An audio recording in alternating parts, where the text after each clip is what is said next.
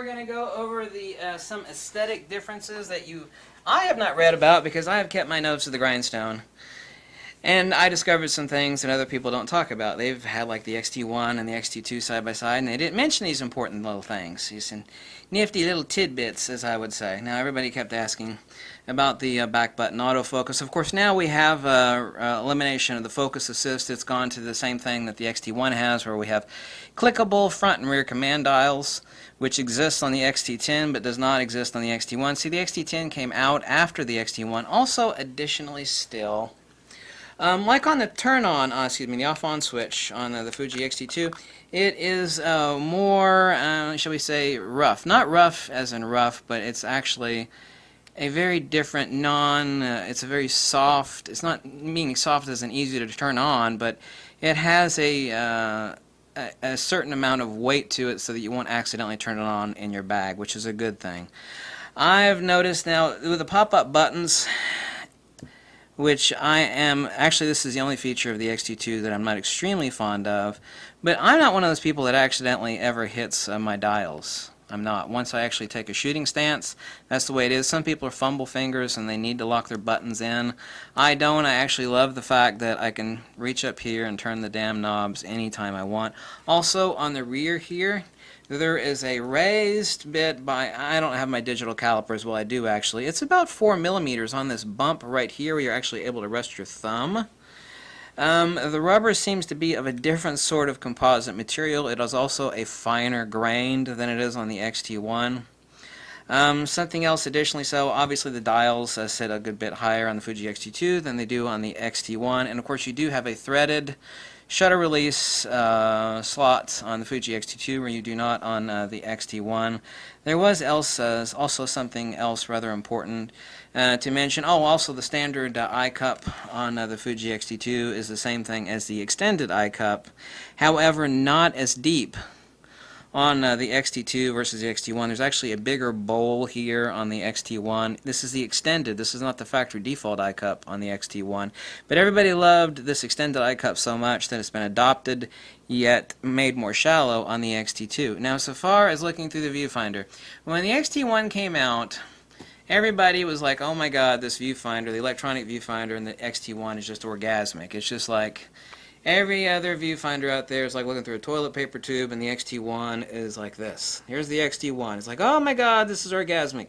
Well, if you love that, you're going to love the X-T2, because here's the X-T1. This is the easiest way to describe it, and here's the X-T2. It's like, this is the first time I can actually ever say, in over 20 years, and you better listen closely, I can actually say, it's like, there is too much to see. You ever gone to like a movie theater and you like sat too close? And then it's like, wow, the screen's really big, and then they like opened up the curtains to the side, and it went, wow, and it's like, it's too much. That's not a bad thing.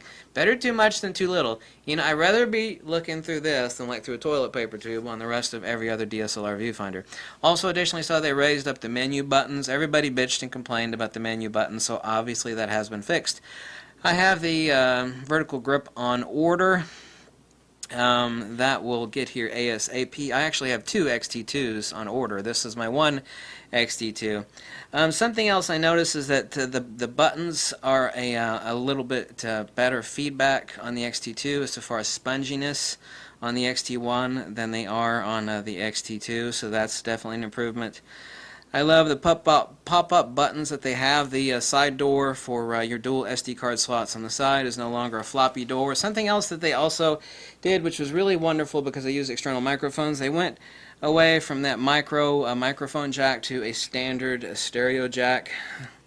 The 4K video and I'm going to have samples up, okay? There's only so much I could do. I've already made like 9 videos. I've been pounding this camera like hell. I mean, I've been pounding this camera. I will get to it, okay? I've only got 2 hands.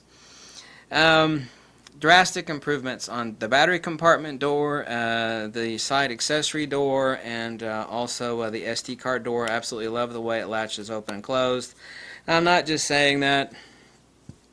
I had no idea until you actually compared the two side by side, and I tested the pre-production X-T2, and I could tell the viewfinder is that much better. When you go back and forth between the X-T1 viewfinder, it's like, oh my god, that's great. Then you put the X-T1 view, and you go, oh my god!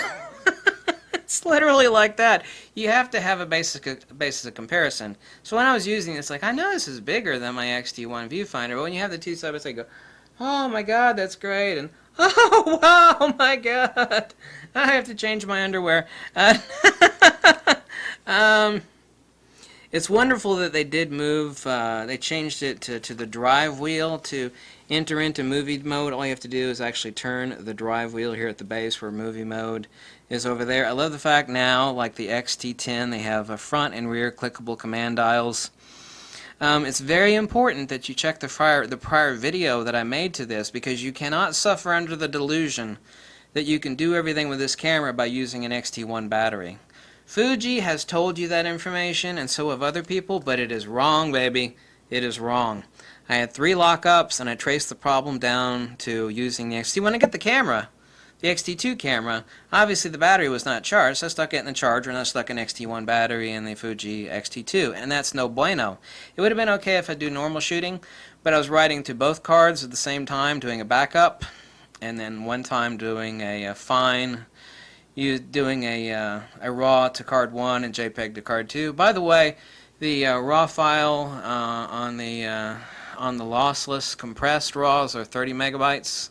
So 30 megabytes on the lossless compressed, and the JPEGs average 14 megabytes, okay? So JPEGs in the Fuji X-T2, 14 megabytes. They average between 12 to 15, basically 14. And the lossless compressed RAW files on the Fuji X-T2 are 30 megabytes, okay? So that's that. All in all, so far as the build quality, I'm actually rather shocked. Not that it makes a hell of a difference. You know, there's a big sticker on the bottom of all the other Fujis. They have the serial number here as this teeny, teeny, teeny little sticker that I'm afraid is going to absolutely totally fall off if I sneeze incorrectly. There's only one sticker on the bottom of this camera with the serial number on it, and it just says Fujifilm, and it's got the serial number at the bottom. And it is really tiny. I could like sit here with my thumbnail and go flick and go think, and I'd have no idea what the serial number. And the serial number might be imprinted somewhere else on this camera, but I don't think so. And that's no bueno. Well, I mean, thieves can take the sticker off this. I mean, that's not really a concern, right? Get your camera gear insured, but I'm actually surprised. They made the serial number sticker like 5 times smaller than on every other Fuji camera. There has to be a reason for that. I don't know what the hell the reason is, but I might figure it out sometime here soon. The joystick, absolutely dreamy. Same as on my Fuji X-T2, which, by the way, adios Fuji X-T2, I mean X-Pro 2, excuse me. X-Pro 2, I've got rid of my Fuji X-Pro 2, not that there's anything at all wrong with it. They're going to do a firmware update to improve the Fuji X-Pro 2 to the same autofocus tracking standards as the X-T2, almost. They're not going to have the modes in here. The actual modes on the Fuji X-T2, which I've actually got set, the AFC custom settings, which I have for accelerating and decelerating subjects, and ignore obstacles and continue to track the subject, multi-purpose, and for suddenly appearing objects, for erratically moving and accelerating, decelerating subjects. And you could do your own custom settings as well for number 6, which is awesome because you might have something special. You could actually set the custom settings for the type of tracking sensitivity, the type of speed tracking sensitivity, and the zone area switching.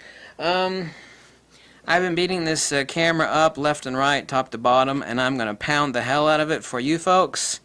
And I'm going to go on a 72-hour bender, no sleep, all coffee. But I will still be doing logical, sensible reviews on the Fuji X-T2. And let me restate again, all those people that scoffed at me and I said, you know, the Fuji X-T2 has insane. See, this is what people don't get, and it doesn't make any common sense. That we all know that the continuous autofocus tracking on the Fuji X-T1 is like blah. Okay, we all know that, right? Single mode or continuous autofocus, the tracking on the X-T1's blah. And so everybody, including me, were kind of expecting to be the X-T2 to be a step up. It's like, okay, it's gone from blah to it's okay. But no, that's not what happened, girlfriend. What happened is that the Fuji X-T1 to the X-T2 went from tracking moving subjects, it went from blah to, oh my god, that's not possible! That is literally what happened. That's no exaggeration. That's not hyperbole. That's exactly, and I've got the videos that I will upload to prove that to you. I have done a lot of testing, and fast-moving subjects, and the X-T2 is literally like that. There has been no in-between. The Fuji X-T1 and the Fuji X-T2. It has gone from continuous autofocus tracking to, oh my god, there's no way! Yeah, that's exactly what the Fuji X-T2 tracking is like. That's no exaggeration. Oh, you're just exaggerating. I don't believe you. You know what? I don't give a damn if you don't believe me. I'm 100% accurate. Okay, on this, and once you get it in your grubby little paws, I don't care if you buy it, I don't care if you test drive it, I don't care if you rent it, you will confirm that to yourself, and you're going to go, oh my god, that fat dude with tattoos on YouTube was right, the autofocus tracking on this thing is unbelievable.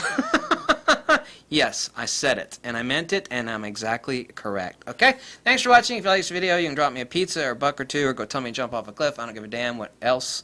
I'm just trying to be helpful, okay? So, keep the coffee coming, and I will keep the videos rolling, and I will drop every little bit of secret and every little bit of information on Fuji X-T2. Okay? Bye.